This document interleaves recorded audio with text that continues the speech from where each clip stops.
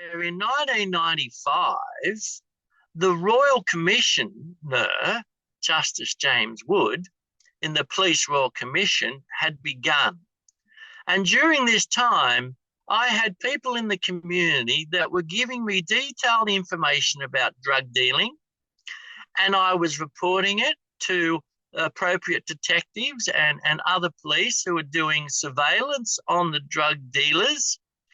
And the community members that were telling me the information were being threatened because somehow it was found out to the criminals who was giving me the information to pass on to other police. And now one of those persons was actually murdered in his shop at Waterloo. And it was a direct result of information he gave me that day about drug dealing going on in the street. And so now I was at most extreme levels of concern and distress about not just that the police were involved with crime, but the Royal Commission probably was squeezing these corrupt police tighter. And as a process, I was really under notice and being threatened to go and do things like I had to go and take out a search warrant. Now, I wasn't a sergeant, and only a sergeant can take out a search warrant, but they were pushing me to do something that I could see was going to be targeting me. And so by the time the third day of January 1996 came around, my levels of anxiety were such that I felt that I was at direct risk now, beyond what I'd experienced in the years before, and that I wasn't coping, but I could see that I should run for my life. So I was in actual danger. I actually asked the police medical officer, doctor, I said, what's the difference between perceived danger, anxiety, and actual danger? And he, with a joke in his voice, said, when we work it out, we'll let you know. So I knew I had no support at any level in the New South Wales Police, even the police medical officer. And even when I spoke to the police welfare officer, a female senior sergeant, and asked her, how do I fill in the paperwork of being off sick? And it was at that time I recognised that, number one, I should talk to the Royal Commission. And I realised that I should talk to the Royal Commission, and I should talk to somebody about how to approach the Royal Commission.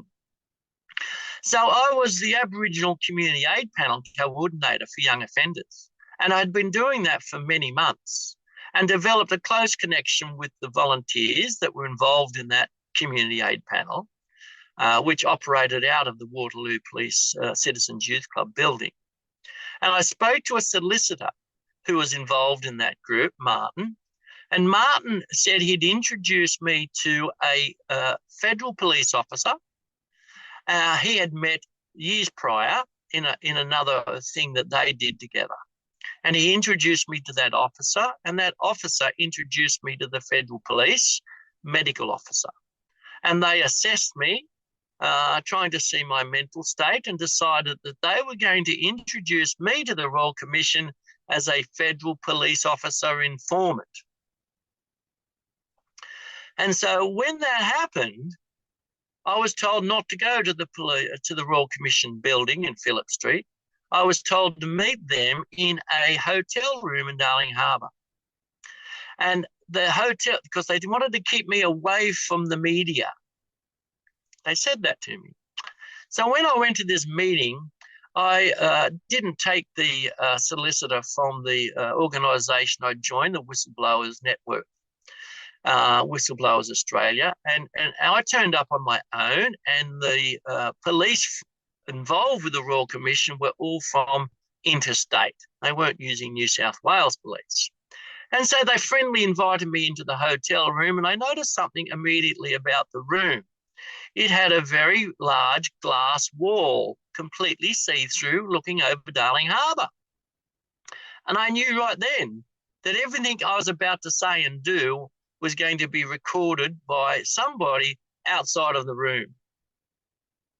And I knew that it was unsafe. But I decided I had to test what I knew was corrupt, that the Royal Commission was corrupt. But until I did these things, I would not have the confirmation they were. So they put a listening device on the bed, and they told me that we're going to record everything you say, Michael.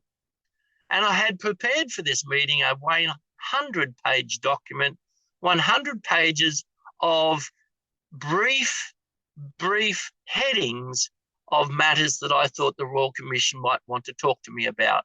Not just the murder of my informant, but other things that have gone on over the years.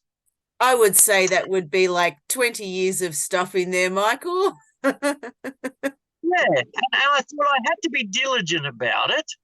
And because I'd kept some copies of things, I thought I'll just use information that I got copies of, so that it wasn't wishy-washy, half-baked stuff. It was only documented stuff. And so after 2 hours of an introductory interview, they said that they would get back to me. They were going to assess me for witness protection. And I thought, okay, well, that sounds real and serious and appropriate. I thought, well, I'm just doing what I have to do. So very shortly after that, they organised an appointment for me to meet senior members of the Royal Commission, and I met them at a city cafe. And in that process, they appeared to be genuine, and I gave them that credit, that they appeared to be genuine. So by the time of the end of 1996 came around, they hadn't contacted me again. So, of course, that was by the end of 1996, the Royal Commission hadn't contacted me. I contacted them and said, excuse me, what's happening? Oh, Michael, we're so sorry we haven't got back to you. And what we're going to do is we're not going to talk to you. We're going to pass you on to what's going to start next year in 1997 is the Police Integrity Commission, and they'll contact you. So I waited into the next year, and they didn't contact me. So I contacted them. I said, oh, so sorry, Michael. We'll get back to you. So by the end of 1997, they never got back to me either. And I contacted them again, and they said, oh, Michael, there's nothing serious enough for us to talk to you about. And that was the end. Oh, dear. So during that time, you and I became members of the Whistleblowers Australia organisation. And that was an interesting journey, because the Member of Parliament that was in the media about that organisation, when I sent him a computer disk of my things, he was incompetent at getting anything to come off the disk. And when he finally got someone to help him to get the list, he said, what do you want me to do with it? There's nothing I can do with it. And that was the end of his help. And then he retired from the Parliament as a senior parliamentarian. And so then you and I discovered that the Whistleblowers Australia weren't really keen to hear me talk. And we met a lot of other whistleblowers that educated us about what happened to them in their government employment, teachers and solicitors and other police even. What an education. And what did we experience? We had your car, my car tampered with, the brakes, the nuts on the wheel. Yes, there was more than a couple of things. Oh, yeah. That was a funny night, Michael. We both lost our brakes at the same time, on the same night, on your car and my car. And I think you went and got your brakes fixed straight away. But I decided I could drive with no brakes. And I think every day you would ring me, like, how did you get to work, Janelle? I drove. Oh, did you get your brakes fixed? No. Are you going to get them fixed today? No. So you're not going to get your brakes fixed? No, I'm not going to get my brakes fixed. So how are you getting home? I'm driving. And I think that went on for about a week until my dad found out I had no brakes. Okay, so there was my case, there was your case, there were all these whistleblowers cases. But you would think, if you're going to tamper with someone's brakes, let them know what it's about, because we had no idea. I mean, like, was it for me? Was it for you? Was it for something else? I mean, that's not a good enough reason to stop, you know? No, it was just to create fear. It just made me angry. It didn't create any fear at all. I'm just like, oh, stuff this, man. This ain't going to get to me. And but you know, that was kind of funny. Definitely passionate about these things. I was what? Passionate. Yes, very passionate. Fuck them motherfuckers. But anyway, back to this. You keep going with that, Michael. Probably have to edit that shit out, but you know. So during our time at Whistleblowers Australia, we did things like the new police commissioner from New South Wales that came from England. He actually came and spoke to our group. That didn't seem to eventuate any interest in our stories. And of course, some of the stories were more serious than others. And when I say more serious, they were all serious, but it seemed to be only serious, really. But people like, I don't know, children being abducted, children being murdered, babies being sacrificed, it certainly got us moving in those stories and doing our diligent best to record the stories, to report the stories to the police, to try to get somebody somewhere to say, yes, this is serious enough to take action. We talked to the media numerous times.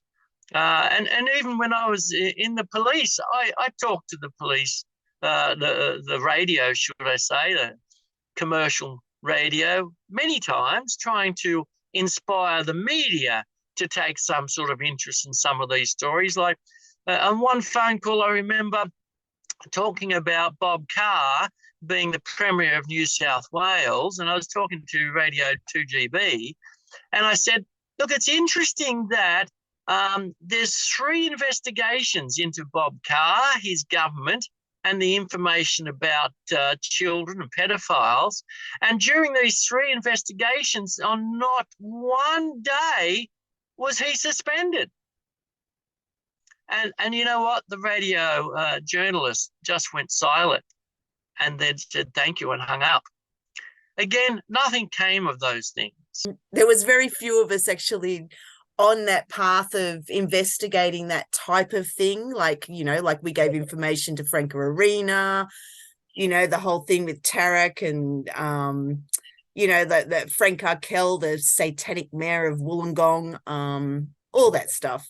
It's, you know, it's just nuts that we weren't listened to more back then, you know. And often the victims and their families were from what could be described as a disadvantaged, dysfunctional background. Yes. And so they didn't have the skill or the power or the resources. We did our best. Like you had a video camera, and your video camera led us to take up the opportunity to interview a victim, and Tarak. Yes. And in that interview, not only did he show us documents that he'd already given the information to the police and to the Police Royal Commission, the Wood Royal Commission, he also gave us information about the sacrifice, the murder of babies during a retreat with satanic-focused people. And so we thought we finally put enough together to put it in the hands of the authorities, and still nothing happened. Well, I think we just found ourselves investigating the investigators, basically. I mean, where do you go from this? It just doesn't make any sense. Investigating the investigation of the investigation of the investigation. Like, and still nothing happens. Yes. Well, even in your case, you know, we went looking for evidence such as a deceased body. Yes. And even though you said look there and look there, they chose to not look there or look there and say there was nothing found. So, well, if you don't look where you're supposed to look, you're not going to find anything, are you? That's right. I don't know. I can only imagine that some more other level above these investigators was a serious threat, because we know that journalists we spoke to who said, oh, yes, we'll find out and get back to you. We'll do something. And then they came back to us with their tail between their legs saying, I'm sorry, there's nothing we can do. And we heard that those journalists actually with their family fled Australia under threat of death. So, we definitely went the extra mile. Lucky that we are alive. Maybe our own love and light energy is somehow protecting us through all this journey.